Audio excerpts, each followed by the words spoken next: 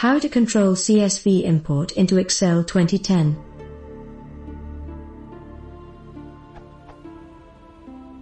When I open CSV files in Excel 2010, I get entire rows in cells, not distributed according comma separation.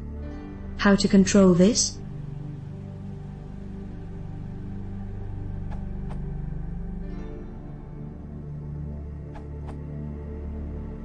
Open Excel and go to the Data tab.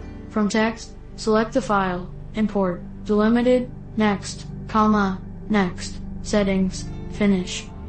This will import your CSV file into Excel and will delimit it appropriately. Note if your CSV file uses something other than commas as separators, just choose that during the option selection phase.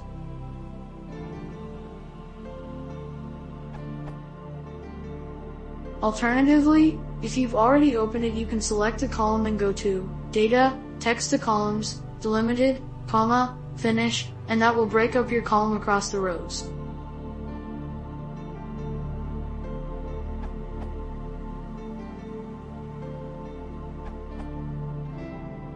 You can do it using the import wizard, or you can do it by opening the file in a text editor and adding as the first line of the file.